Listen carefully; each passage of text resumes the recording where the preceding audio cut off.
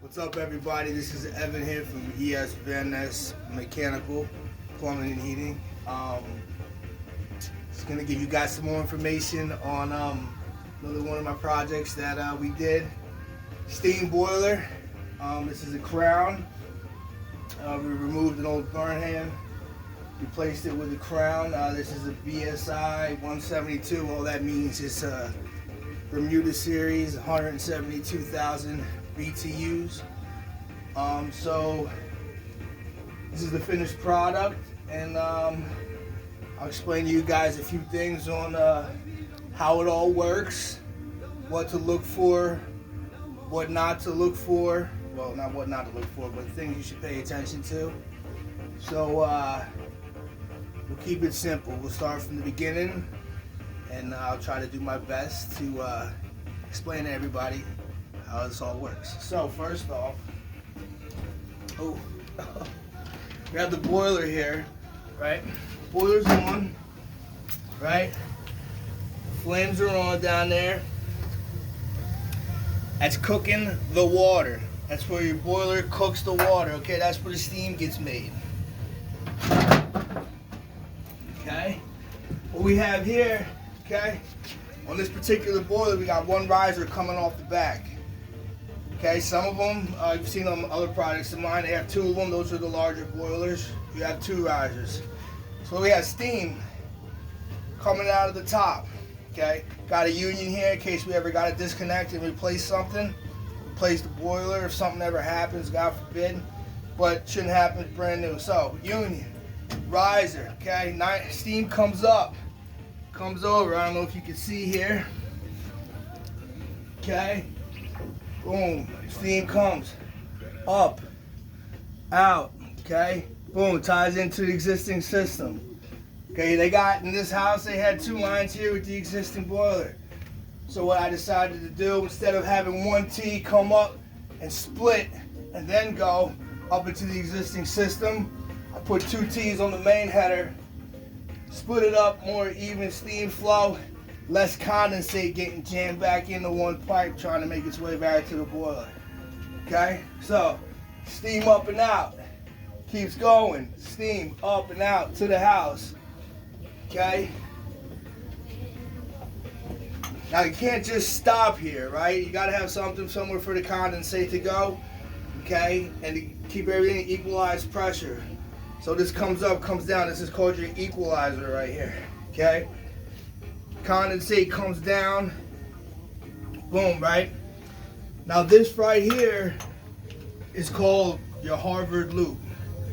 Okay, what this does, it prevents the boiler from ever possibly blowing up or cracking.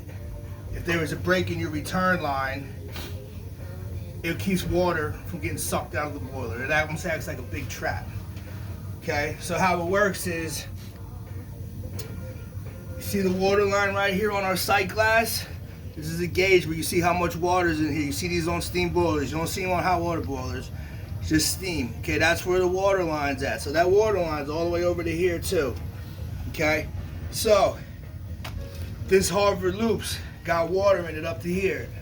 So if something ever happened in this return line, this copper line right here in front of me, something ever broke in this and water went back and started sucking out, emptying everything out, this would only drain down here to this T, and then it would stop. So you would still have water in here as a safety.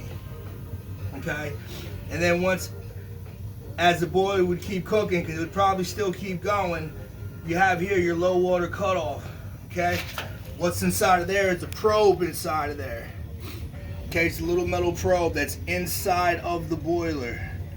All right, so as long as water is covering that probe, it makes an electrical connection. As soon as water gets below that, it doesn't make the connection anymore. It can't make a full circuit connection, and that's your safety. That's what shuts the boiler off.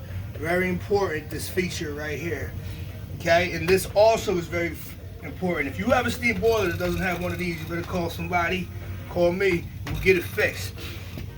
Okay, so condensate comes back down, boom, right back into the boiler, recooks, makes steam. Okay. What we have here around back, okay, this copper line, like I was talking about before. This is your return. So steam goes throughout the house. Steam goes throughout the house. Okay, hits the cold pipes, convects heat. Steam turns to condensate, and the condensate, all these pipes are pitched to come back down to the boiler. So all that water will work its way back and come into this return line. Okay, follow this loop around right here. This is your return line. Fill its way up, and then dump back in and get recooked. Okay, so that's pretty much it for a steam boiler. Now what we have here, some of the other features. This right here is an auto water feeder made by Hydro Level. It's the VXT model, pretty much standard. It's the one I put on every one of mine.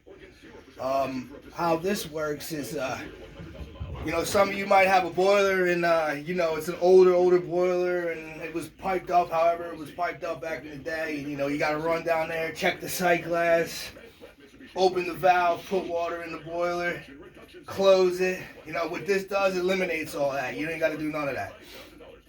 This automatically feeds water into the boiler when that water line gets below the low water cutoff.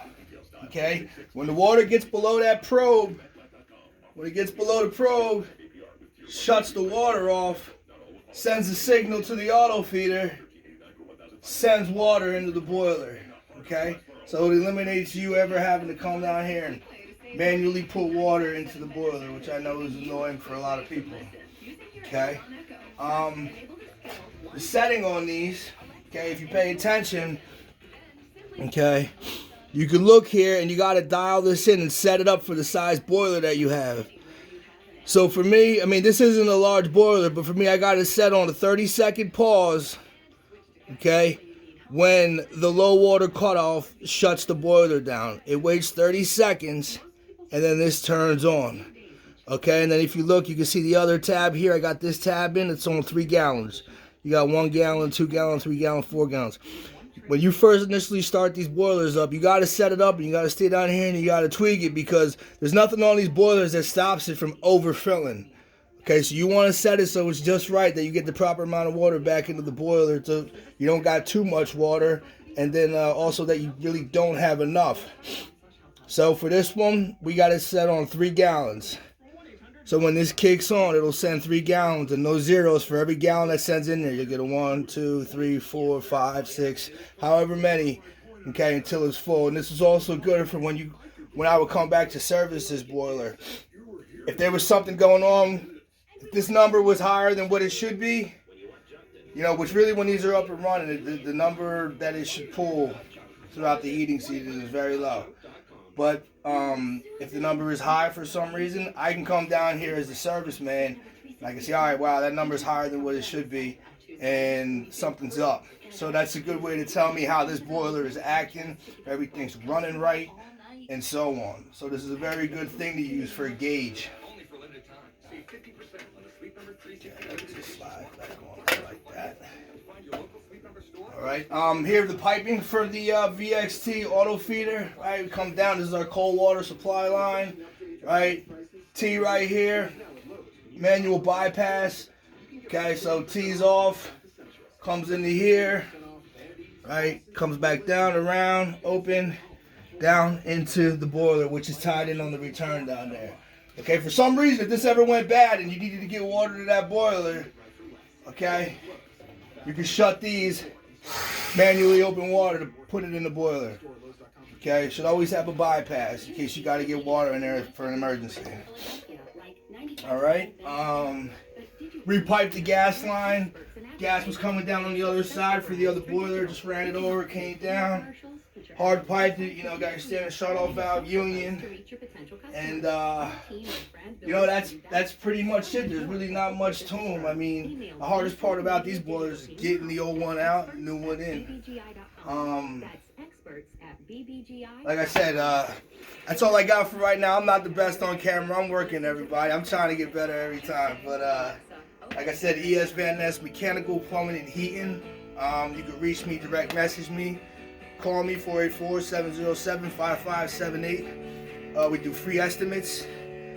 And yeah, that's pretty much it. Thanks. And if you guys got any questions, you could always ask. Like I said, direct message me. I'd be more than happy to explain. Just trying to throw a little information out there for the homeowners. Or if you know something's up, something don't look right on your boiler, something's not acting right, you can always give us a call and we'll come out there and get you straightened out. Thanks.